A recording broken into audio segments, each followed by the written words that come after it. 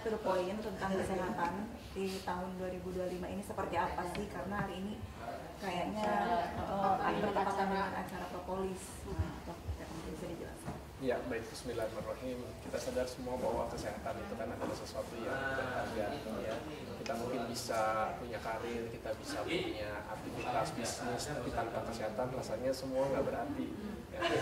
Saya rasa bahwa semua di antara kita, siapapun itu, punya ruang yang terbesar di muka bumi ini adalah ruang untuk bisa punya tingkat kesehatan yang lebih baik dari apapun kondisi kita sebelumnya. Yang misalnya lagi males berolahraga, ini adalah momen di awal tahun untuk kita bisa membuat resolusi, kita jadi rutinkan olahraga. Mungkin yang selama ini kita nggak terlalu memperhatikan pola makan kita, pola diet kita, ini saatnya untuk kita coba canangkan, kita rubah apa-apa yang mungkin kurang baik, kita perbaiki. Dan saya sadar bahwa tantangan dalam kehidupan kita kan begitu banyak. Orang sehat tetap bisa sakit, apalagi orang yang tidak mau jaga kesehatan. Jadi penting buat kita selain menjaga pola hidup sehat yang umum seperti kita tadi mengatur pola makan, kita juga rutin olahraga, kita juga tidur yang cukup dan berkualitas, tapi juga hendaknya ditambah dengan suplementasi.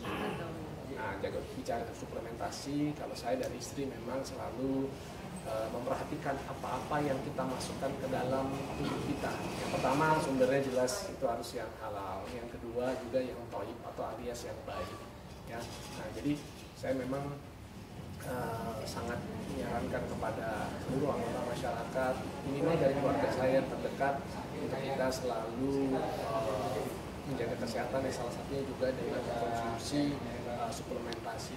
Dan mungkin kenapa saya ada di tempat ini, saya sangat mensupport IPO dan komunitas dari British Propolis, karena memang saya amati dari tahun ke tahun, ini sudah merupakan tahun ke-8 ya, menjelang tahun ke-9, bahwa British Propolis itu istiqomah, itu selalu konsisten untuk mengedepankan produk-produk yang tidak hanya mendukung ke arah kesehatan, tapi juga selalu menjaga aspek dari kehalalan. Nah ini yang mungkin bisa dilihat oleh teman-teman media semua, bagaimana Propolis ini bisa menjadi sebuah bisnis yang tidak hanya berfokus kepada orientasinya kepada tadi kesehatan, tapi juga sangat erat dengan nilai-nilai bisnis yang sesuai dengan prinsip-prinsip syariat. Itu yang memang akhirnya kenapa saya sama istri juga selalu membersamai. Kalau kami ini udah tahun keberapa ya Bun?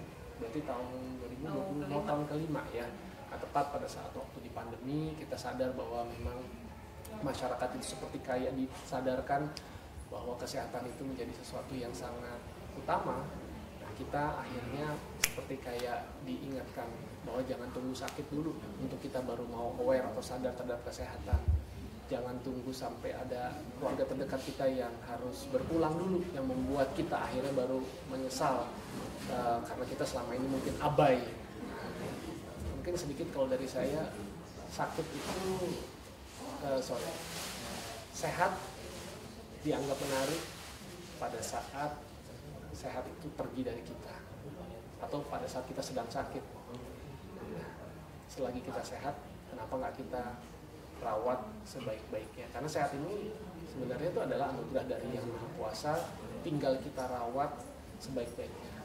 Tubuh ini, wajah ini sebenarnya adalah bukan milik kita, kan milik Sang Pencipta yang harus dikembalikan pada waktunya.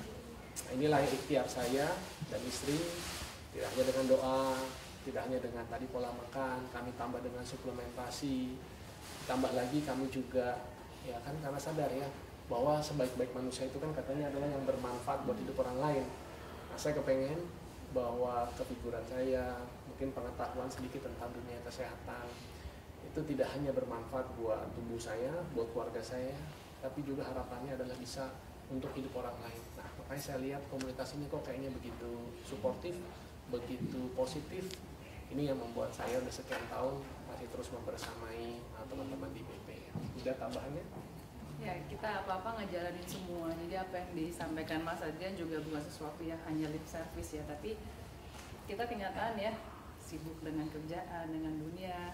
Tapi buat apa sih kalau ternyata kesehatan kita sendiri nggak dijaga? Kemarin tumbang ya, saking sibuknya, saking capeknya ada tumbang. Tapi kalau udah sakit, itu kan udah nggak bisa apa-apa ya. Jadi kita tetap, oh ya benar ya, nomor satu menjaga apa yang dititipkan kepada kita, tubuh yang sehat gitu ya, luar dan dalam, dengan berbagai upaya supaya akhirnya kita bisa ngejalanin apa-apa yang memang menjadi tugas kita di dunia. Kita ikhtiarkan, kita sharing ini ke teman-teman mitra yang terdekat kita, harapannya mereka pun bisa juga men-sharingkan, men-syiarkan hal ini ke yang lebih luas lagi seperti itu ya. Ya, orang kepengen selalu diberikan fasilitas yang VIP, yang nomor satu. Tapi rasanya nggak ada orang yang kepengen ditraktir di kamar VIP rumah sakit, gitu kan? Karena sudah divonis, misalnya penyakit-penyakit tertentu, apalagi sampai penyakit yang ya bisa kita ketahui menyebabkan kematian dalam waktu yang sangat singkat. Nah, jadi karena saya sadar dan sudah dilihatkan dengan lingkungan terdekat, sahabat-sahabat, nggak terasa 2,5 tahun lagi saya udah 50 tahun. Tapi orang bilang, Mas Adrian kok kalau kita bilang umur 39 aja masih pada percaya sih. Seperti alhamdulillah anak saya sudah mau 23 tahun ya, anak kami salah satunya juga ada yang di belakang sana nih yang baru 10 tahun. Jadi saya sadar bahwa memang sebagai kepala keluarga, tugas kita semua teman-teman media bukan hanya sekedar untuk menjadi pencari nafkah keluarga. Kita juga bukan sekedar jadi pelindung buat keluarga kita, tapi kita kan juga harus menjadi partner bukan hanya kepada pasangan kita, tapi juga kepada anak-anak kita.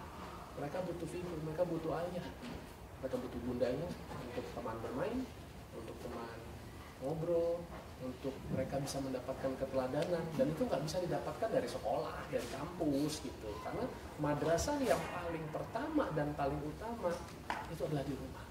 Kita kepengen anak kita hebat, jadi orang yang berhasil, ya kan? Udahlah, yang penting kamu aja. Kalau ayah sih nggak usah dilihat lah, ayah begini, ayah begitu, bunda begini begitu. Yang penting kamu. Sadar nggak sih sebenarnya yang barusan kita lakukan itu adalah mengedepankan keegoan kita. Jadi kalau kita pengen baik, anak kita pengen baik, yuk kita perbaiki diri kita. Dan bagaimana kita bisa menjadi manusia yang baik, kita mulai dari memiliki kesehatan yang baik. Gitu. Mudah-mudahan ini bisa jadi inspirasi buat orang banyak juga nantinya. Mas, bisa dikatakan ini kan awet muda sekali ya. Mungkin salah satunya nomor sepatunya berapa? Kayaknya 39. Gedean nih.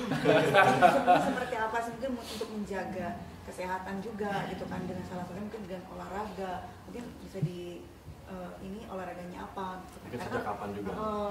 Kalau bicara mengenai olahraga, sebenarnya saya dari kecil udah suka olahraga, tapi dulu saya nggak suka ngatur makan, teman-teman. Saya SMP itu beratnya udah 90-an. Saya waktu kuliah tingkat 1 di Trisakti, saya itu beratnya 93 kg, sampai udah kelihatan angka 0 lagi, hampir di 1 kuintal.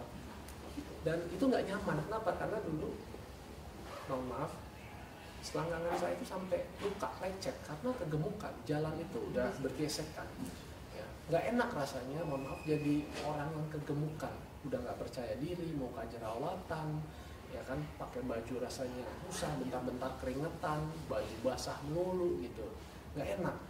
Lalu kemudian tahun 98 saya berkenalan dengan Mas Aderai, sahabat saya, udah lebih dari 25 tahun kami selalu bersama-sama, yang kemudian menginspirasi saya. Dalam waktu 6 bulan saya turun 23 kilo. Dan sejak hari itu, di pertengahan 98 sampai hari ini, berarti udah 26 atau 27 tahun ya teman-teman.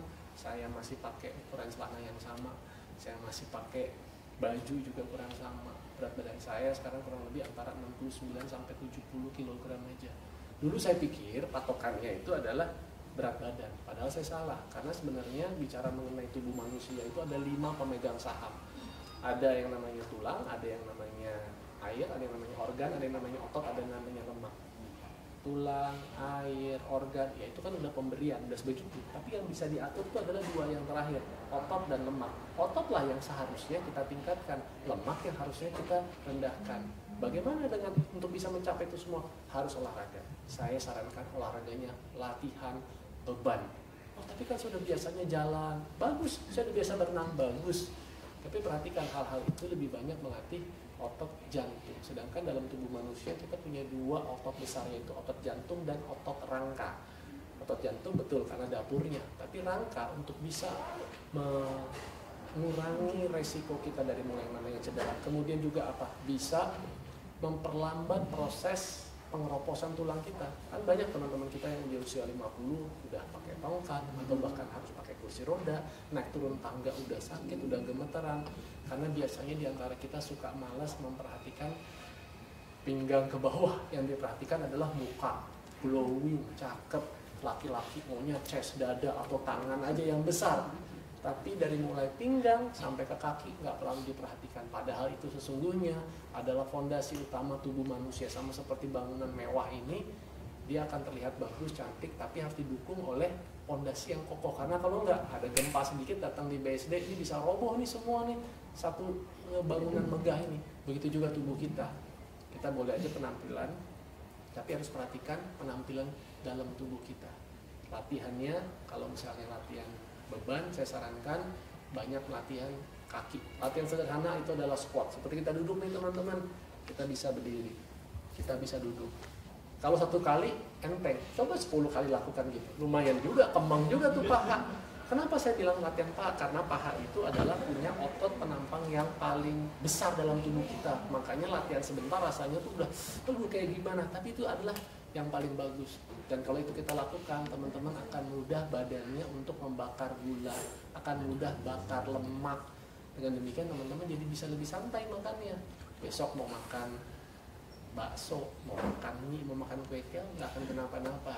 Nanti mungkin kita bikin sesi khusus nih buat teman-teman media, tips-tipsnya. Karena artinya apa yang saya jalankan itu benar-benar saya aplikasikan gitu. Mohon maaf, mungkin kalau ditanya siapa yang mestinya punya badan paling bagus di muka bumi ini, harusnya para dokter. Kenapa? Karena mereka yang belajar puluhan tahun, sebenarnya praktek juga, ya kan? Tapi kenyataannya berapa banyak dokter-dokter yang kehidupannya tidak sesuai dengan apa yang mereka pelajari. Karena ternyata kuncinya itu adalah dari action, di prakteknya. Ya, begitu juga teman-teman semua, kalau teman-teman udah punya banyak informasi, teori, udah dapat inspirasi, tapi kemudian nggak dipraktekkan, sayang. Kita akan begini-begini aja seterusnya. Kira-kira begitu. Juga diterapkan ke keluarga, istri, anak juga nggak sih? Maksudnya pola-pola itu? Terapkan iya, tapi jujur, hasil memang itu bukan kehendak dari kita. Ya, kita hanya bisa berusaha. Ya, karena saya sadar kayak anak saya jujur saat ini juga masih masuk dalam kategorinya overweight, kelebihan berat badan, baik si kakak maupun si adik. Karena memang suka makan. Padahal di rumah kalau dilihat ayah bundanya cukup strict dengan makanan. Ya, tapi itu adalah memang tantangan kita. Tetap, nah, kita nggak bisa ngomong. Kita harus tadi menjadi teladan mereka. Melihat ayah bapak ibunya setiap hari puasa. Kami udah bertahun-tahun intermittent fasting. Saya sampai hari ini sekarang udah jam berapa? Setengah 1. Jam 1 kurang, saya belum makan apapun. Dari terakhir kemarin jam 8 malam. Dan saya udah jalankan bertahun-tahun lamanya teman-teman. Dari jam 8 sampai jam 12 sampai jam 1. Jadi artinya saya puasa bukan hanya di bulan Ramadan. Saya puasa itu seumur hidup saya. Dan mudah-mudahan bisa istiqomah. Puasa makan maksudnya ya, bukan puasa air. Yang artinya nggak masuk kalori. Jadi saya bisa puasa itu kurang lebih sekitar 16 jam rata-rata setiap hari. Mungkin bisa berangkat dari 12 jam supaya tubuh kita ini juga bisa beristirahat. Nah, justru pada saat beristirahat, tubuh kita itu melakukan yang namanya proses regenerasi dari mulai tulang, dari mulai kulit dan lain sebagainya.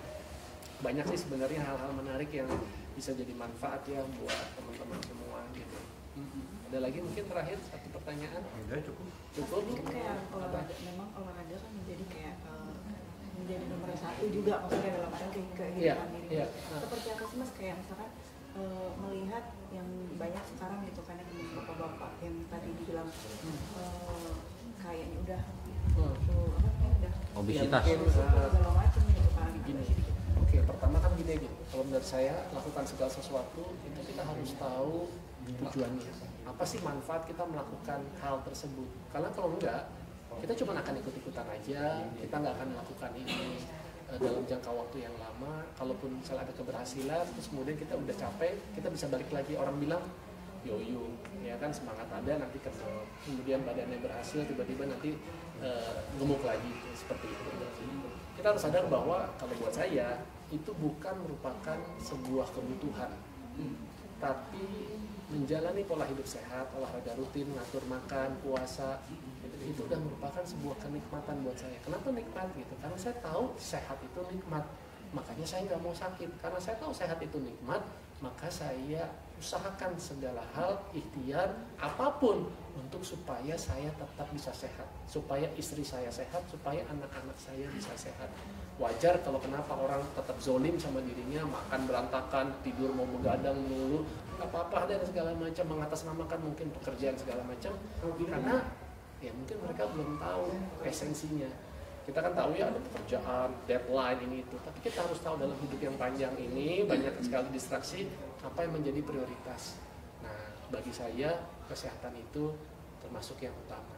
Selain tentunya ya urusan saya kepada yang di atas. Selebihnya menurut saya itu udah nomor 3, 4, 5 dan sebagainya. Jadi mudah-mudahan ngobrol-ngobrolan 10 menit ini bisa jadi banyak kebaikan buat teman-teman juga ya. Terima kasih banyak ya teman-teman semua. Sehat-sehat semua selalu ya. Terima kasih.